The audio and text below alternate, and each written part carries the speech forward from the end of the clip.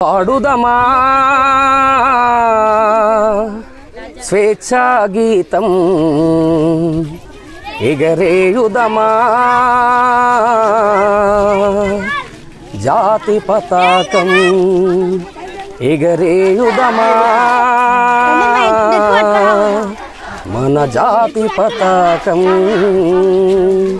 పాడుదమా స్వేచ్ఛా గీతం ఎగరేయుదమా జాతి పతాకం ఎగరేయుదమా మన జాతి పతాకం పాడుదమా స్వేచ్ఛా గీతం ఎగరేయుదమా జాతి పతాకం ఎగరేయుదమా మన జాతి పతాకం దిగంతాలని నదించు విశ్వవిఖ్యాతి నొందగా జాతి గౌరవం పాడుదమా స్వేచ్ఛా గీతం ఎగరేయుదమా జాతి పతాకం ఎగరేయుదమా మన జాతి పతాకం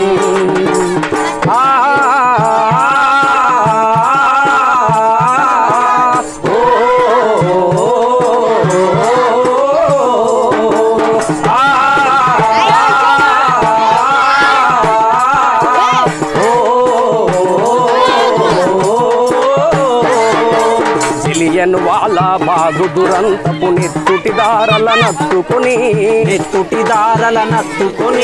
ఊరి కొయ్యల చెరసాలల గోడల దారుణాలు తలకెత్తుకొని పొగిలిన కాలం ఆడిన కాలం పొగిలిన కాలం ఆడిన కాలం మరి ఒక పరి తలుచుకొని మృత వీరుల నెదనిడి కొలుచుకొని పాడుదమా స్వేచ్ఛా గీతం ఎగరేయుదమా జాతి పతాకం ఎగరేయుదమా మన జాతి పతాకం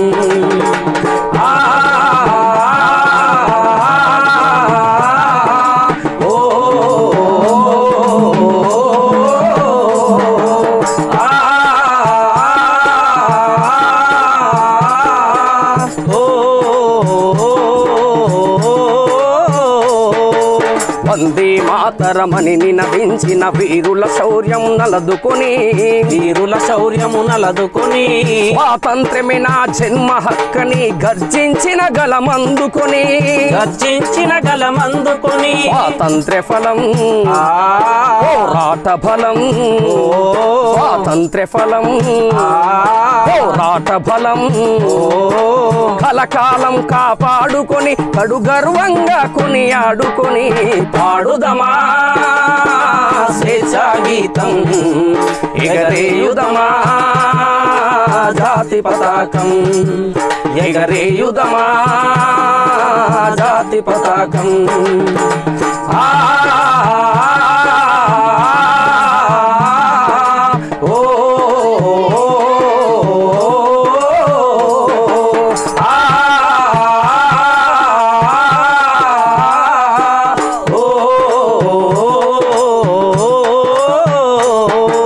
మన్నెం గుండెల మంటై రగిలిన విప్లవ జ్యోతి స్ఫూర్తి అని గుండుకెదురుగా గుండెను నిలిపిన తెలుగు సింగముల తెగువగని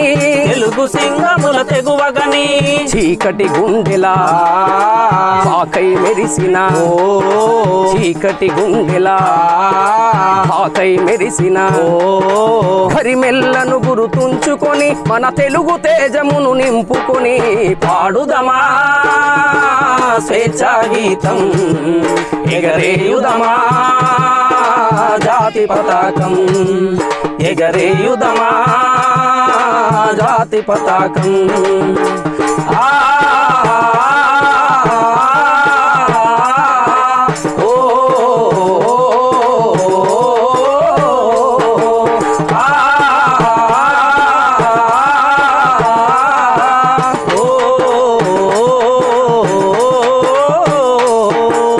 జనగణ మనముల జాగృతి నింపిన జెండా గాథలు చెప్పుకొని జయ హే జయ జయ హే జనని అని జయ గీతంబులు పాడుకొని పావన చరితం పరిమళ భరితం గణతంత్ర దినోత్సవ శుభాకాంక్షలు తెలుపుతున్నానండి. మరి ఈనాటి కార్యక్రమానికి ఈ సమావేశానికి అధ్యక్షత వహించవలసిందిగా మా పాఠశాల ప్రధానోపాధ్యాయురాలు శ్రీమతి మంత్రాంత మహాలక్ష్మి గారిని వేదిక అలంకరించవలసిందిగా కోరుచున్నాను. సెక్రటరీ గారిని వేదిక మీదకి రావాల్సిందిగా కోరుచున్నామండి. పాఠశాల ఏపీసీ చైర్మన్ బద్దం మంగమ్మ గారిని వేదికను అలంకరించవలసిందిగా కోరుచున్నాను. మన పైల్వాన్పూర్ ప్రాథమిక పాఠశాల హెడ్ మాస్టర్ మన కుక్కట రమేష్ గారిని కూడా వేదికను అలంకరించవలసిందిగా కోరుచున్నాం. కేఆర్ ఫౌండేషన్ చైర్మన్ ఎలిమినేట్ జంగారెడ్డి గారు మరి తనను సగౌరవంగా వేదిక మీదకి రావాల్సిందిగా కోరుచున్నాం. ప్రవీణ్ కుమార్ రెడ్డి గారు మా పాఠశాలకు ప్రింటర్ని సమకూర్చిరండి, వారిని కూడా వేదిక మీదకి రావాల్సిందిగా కోరుచున్నాం. మరి నెక్స్ట్ మనకి యువజన సంఘం నుంచి పాల్వంచి వంశీ గారు పోయిన సంవత్సరం కూడా మన పాఠశాల విద్యార్థులకి ప్యాడ్స్ పెన్నులు ఇచ్చిండ్రు. మరి ఈ సంవత్సరం కూడా బ్యాగులు ఇస్తామని తీసుకొచ్చిర్రు, అదేవిధంగా భోజనం పెట్టిస్తామని చెప్పారు. మరి పాల్వంచి వంశీ గారిని కూడా వేదిక మీదకి రావాల్సిందిగా పెద్దలు, మాజీ ఎస్ఎంసీ చైర్మన్లు, మిగతా విద్యార్థుల తల్లిదండ్రులు, మా పాఠశాల ఉపాధ్యాయులు, ప్రైమరీ పాఠశాల ఉపాధ్యాయులు అందరు సభ్యులు కూడా వారి కేటాయించిన సీట్లలో ఆసీనులు కావాలని కోరుకుంటున్నామండి. మరి ఈ సభను నిర్వహించవలసిందిగా మా ప్రధాన ఉపాధ్యాయులకి విజ్ఞప్తి చేస్తున్నాం. 26వ గణతంత్ర దినోత్సవ వేడుకలకు మా పాఠశాలకు విచ్చేసినటువంటి పెద్దలందరికీ నమస్కారం. ఈ సందర్భంగా మా పాఠశాల చైర్మన్ గారు బద్దం మంగమ్మ గారికి మరియు గ్రామ స్పెషల్ ఆఫీసరు మరి సెక్రటరీ గారికి, తర్వాత మాకు ఎంతో వారు ప్రైజెస్ రూపంలో కానీ తర్వాత మాకు స్కూల్కు అవసరాలకు ఎంతో చేయూతనిస్తున్నటువంటి జంగారెడ్డి గారికి, తర్వాత నవయువత యూత్ సభ్యులకు, తర్వాత పవన్ కుమార్ రెడ్డి గారికి షూస్, తర్వాత మాకు ప్రింటర్ ఎంతో ఉపయోగపడుతుంది మా పిల్లలకైనా మా పాఠశాలకైనా, వారికి ప్రైమరీ స్కూలు హెచ్ఎం గారికి, తర్వాత మా పాఠశాల ఉపాధ్యాయులకు, గ్రామ పెద్దలకు, విద్యార్థులందరికీ 76వ గణతంత్ర దినోత్సవ శుభాకాంక్షలు. మొదటగా సంవత్సరం కూడా జనవరి 26 తర్వాత జనవరి 26 రోజు గణతంత్ర దినోత్సవం జరుపుకుంటాము, మన అందరికీ తెలిసిన విషయమే. మరి రిపబ్లిక్ డే అంటే ఏంటో అందరికీ ఆగస్టు 15 అనేది బాగా గుర్తుంటుంది. ఎందుకంటే స్వాతంత్రం వచ్చింది కాబట్టి మనం ఆ రోజు ఆగస్టు 15 జెండా వందనం జరుపుకుంటామని చిన్నపిల్లల దగ్గర నుంచి పెద్ద పిల్లల వరకు కూడా అందరికీ తెలిసిపోతుంది. కానీ ఈ రిపబ్లిక్ డే యొక్క ప్రాముఖ్యత అనేది మనం తెలుసుకోవాల్సిన అవసరం అనేది ఉంది. అయితే 1947వ సంవత్సరంలో మనకు స్వాతంత్రం వచ్చిన తర్వాత కానీ మనకు అప్పటి వరకు మనల్ని ఎవరు బ్రిటిష్ వాళ్ళు పరిపాలించారు. ఆ తర్వాత మనకంటూ ఒక స్వతంత్రమైనటువంటి దేశం ఏదీ లేదు. వాళ్ళ యొక్క ఆధ్వర్యంలోనే ఒక బానిసత్వపు జీవనం సాగించాల్సిన పరిస్థితి వచ్చింది. ఆ టైంలో మన బిఆర్ అంబేద్కర్ గారు ఆధ్వర్యంలో ముసాయిదా కమిటీగా ఏర్పడి మన దేశాన్ని మనం పరిపాలించుకోవడం కోసం రాజ్యాంగాన్ని రచించడం జరిగింది. కనీసం 2 సంవత్సరాల పైన కష్టపడి కమిటీ సభ్యులందరూ కలిసి ఆయన యొక్క ఆధ్వర్యంలో మనకు రాజ్యాంగాన్ని ఇచ్చారు. అది ఎప్పుడు ఇచ్చారు? 1949 నవంబర్ 26న మనకు రాజ్యాంగం అనేది ఫైనల్ అయింది. రాజ్యాంగాన్ని ఆమోదించడం జరిగింది నవంబర్ 26, 1949. తర్వాత 1950 జనవరి 26 నుంచి అది అమల్లోకి రావడం అనేది జరిగింది. మరి రాజ్యాంగం అంటే ఏంటి? ఎందుకంటే మన దేశంలో ఉన్నటువంటి రాజ్యాంగమే ప్రపంచంలోనే అతిపెద్ద లిఖిత రాజ్యాంగం. అంతకుముందు మనమంతా కూడా ఎందుకు ఈ రాజ్యాంగాన్ని ఏర్పరచుకోవాల్సిందంటే బ్రిటిష్ వాళ్ళ కాలంలో చాలా ఘోరమైనటువంటి జీవనం గడిపినాం కాబట్టి మనము ప్రజాస్వామ్యాన్ని బ్రతికించుకోవడం కోసం. ప్రజాస్వామ్యం అంటే ఏంటి? మనది మనం పరిపాలించుకోవడం, మన దేశాన్ని పరిపాలించుకోవడం. కాబట్టి ఎవరికి వాళ్ళు ప్రజలందరూ కూడా స్వేచ్ఛగా స్వాతంత్రంగా మన దేశాన్ని పరిపాలించుకోవడం కోసం ఏర్పాటు చేసిందే మనకు రాజ్యాంగం. ఈ రాజ్యాంగంలో దాదాపుగా మనకు ప్రాథమిక హక్కులు, ప్రాథమిక విధులు అని చెప్పని పొందుపరచడం జరిగింది. మనకు దీంట్లో మానవీయ విలువలతో కూడినటువంటి, నైతిక విలువలతో కూడినటువంటి రాజ్యాంగాన్ని ఆయన బిఆర్ అంబేద్కర్ గారు మనకు అందించారు. దాన్ని మనము హక్కుల్ని ఎట్లయితే మనము వాడుకుంటామో అదేవిధంగా బాధ్యతలు కూడా ఖచ్చితంగా మనము నిర్వర్తించాలి. మరి హక్కులు ఏమి ఉన్నాయంటే తర్వాత మన పిల్లలు స్పీచెస్ రూపంలో ఇస్తారు. మామూలుగా సమానత్వము, స్వేచ్ఛ, తర్వాత బానిసత్వం నుంచి విముక్తి కలిగించుకోవడము, మత స్వేచ్ఛ, ఇవన్నీ కూడా మనకు ప్రాథమిక హక్కులు. ఇప్పుడు ఆల్రెడీ మనం చూస్తూనే ఉన్నాం. సమానత్వం అంటే మనకు కుల మత భేదాలు లేకుండా అందరికీ సమానమైన అంటే దేశంలో బతకడానికి కావాల్సినటువంటి సమానత్వాన్ని కలిగించడం. ఎందుకంటే ఒక గిరిజన మహిళ ఇప్పుడు మనకు దేశానికి రాష్ట్రపతి, అక్కడే మనకు తెలిసిపోతుంది సమానత్వం ఎట్లా అనుభవిస్తున్నాం. తర్వాత స్వేచ్ఛ, ఇక్కడ ప్రతి ఒక్కరికి కూడా వాక్ స్వాతంత్రం ఉంది, మాట్లాడే స్వేచ్ఛ ఉంది, మన భావాన్ని వ్యక్తపరిచేటటువంటి స్వేచ్ఛ కూడా ఉంది. కాకపోతే ఇప్పుడు ఈ మధ్య కాలంలో ఏమవుతుందంటే స్వేచ్ఛ అనేది మితిమీరిపోతుంది అన్నమాట. బాగా స్వేచ్ఛ ఎక్కువైపోతుంది, ఎలా పడతా. తర్వాత కూడా కోల్పోతున్నారు. మనకు కొన్ని సంఘటనలు చూసాం భారతదేశంలో ఎన్ని జరిగినాయి అనేది. ఏది నిర్భయ కేసు అయితేంది, పశ్చిమ బెంగాల్లో డాక్టర్ కేసు అయితేంది, ఆడపిల్లల మీద జరిగేటటువంటి అత్యాచారాలు అయితే, ఇవన్నీ కూడా ఏంటంటే మానవతా విలువలు కోల్పోతున్నారు, నైతిక విలువలు కోల్పోతున్నారు. అంతకుముందు దేశం కోసం అని చెప్పని పాటుపడేవాళ్ళు, దేశం పోయింది, తర్వాత మన రాష్ట్రం బాగుంటే బాగుండు అనుకున్నారు, తర్వాత కుటుంబం బాగుంటే అనుకున్నారు. ఇప్పుడు ప్రజలు ఎలా తయారైందంటే కుటుంబం లేదు, దేశం లేదు, ఏం లేదు, నేను ఒక్కటి బాగుంటే చాలనుకుంటున్నాను. ఆ పరిస్థితులలో సమాజం మార్పు జరుగుతుంది. అది అక్కడి నుంచి బయటపడాలంటే మా స్కూల్ పిల్లల నుంచి ఆ మార్పు అనేది రావాలి. ఈ సంవత్సరం మనకు రిపబ్లిక్ డే సందర్భంగా ఎప్పుడు ప్రతి సంవత్సరం కూడా ఒక థీమ్ అనేది ఉంటుంది. అంటే ఆ సంవత్సరం దేని మీద మనం కాన్సన్ట్రేషన్ చేయాలని చెప్పి ఆ థీమ్ ఏంటంటే స్వర్ణిత్ భారత్ విరాసత్ అండ్ వికాస్ అని. అంటే ఏంటి, గోల్డెన్ ఇండియా, స్వర్ణయుగం రావాలి మళ్ళీ మన భారతదేశంలో.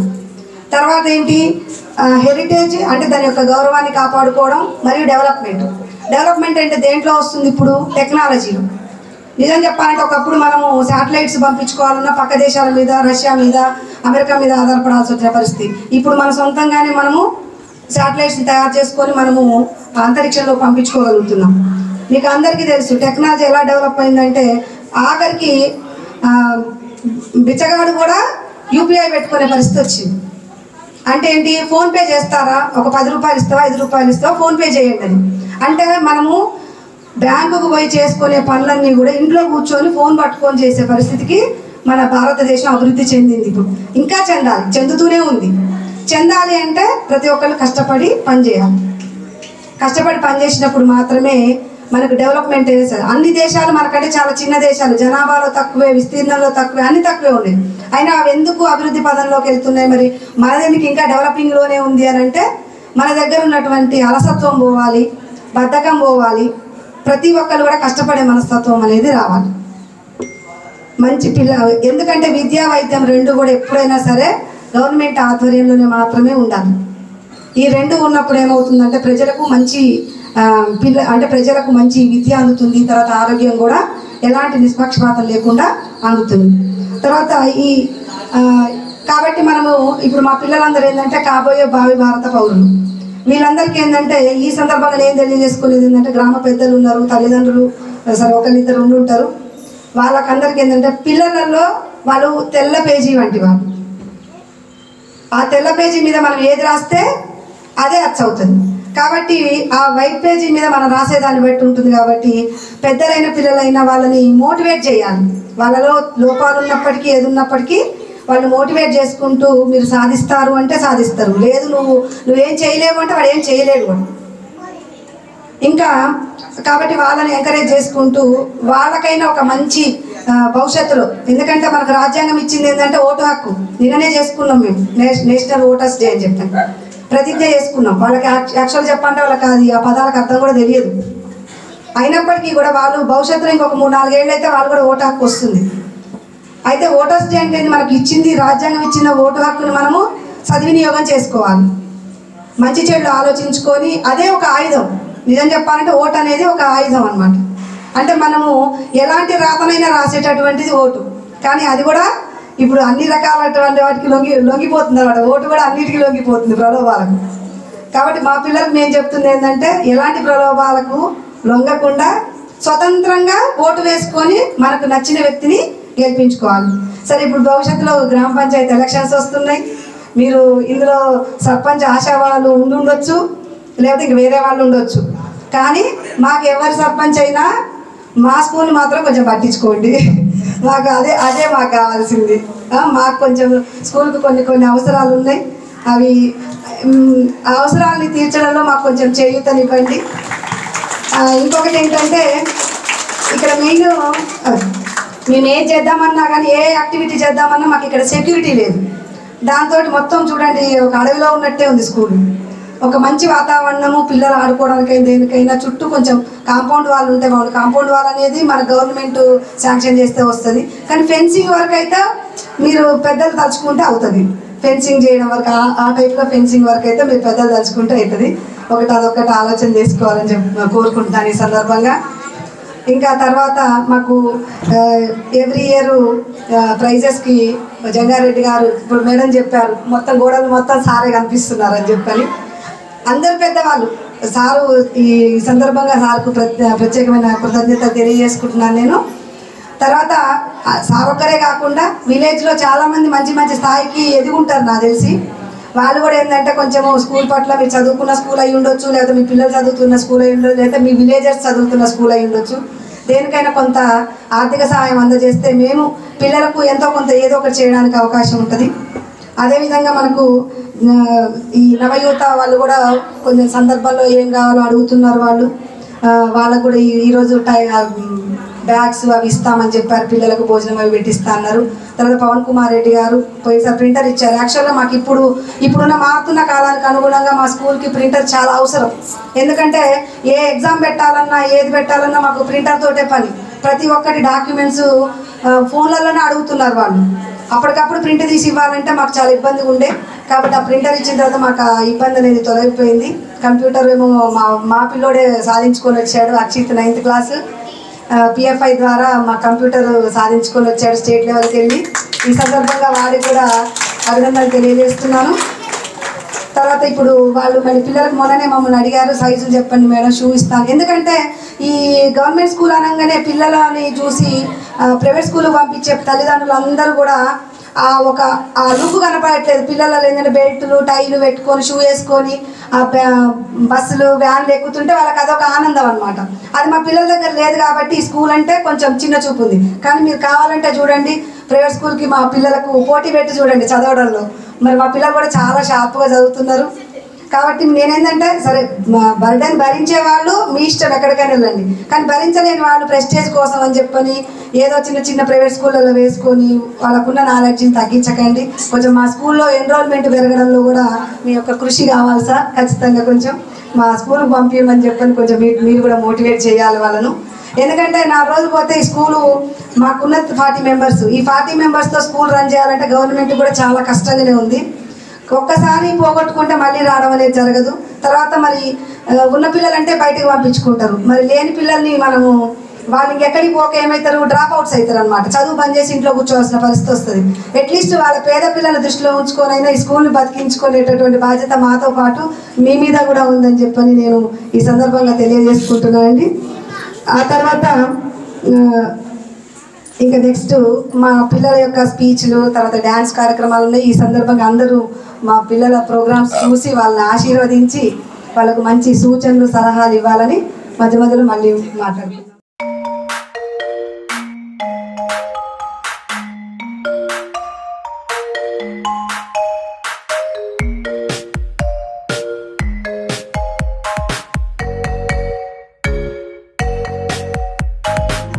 1947 ఆగస్టు 15న మనకి స్వాతంత్రం వచ్చినప్పటికీ మన దేశానికి సొంత రాజ్యాంగం లేదు.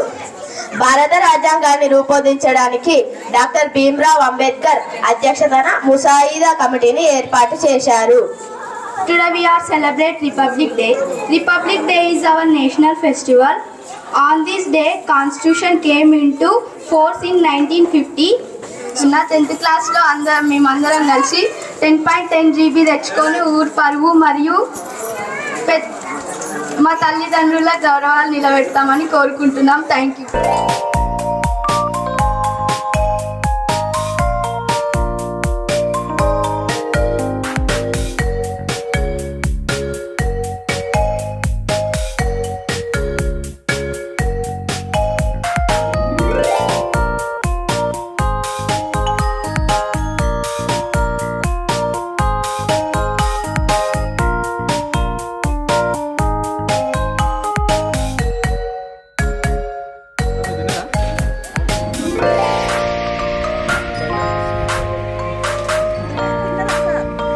అయిపోయింది.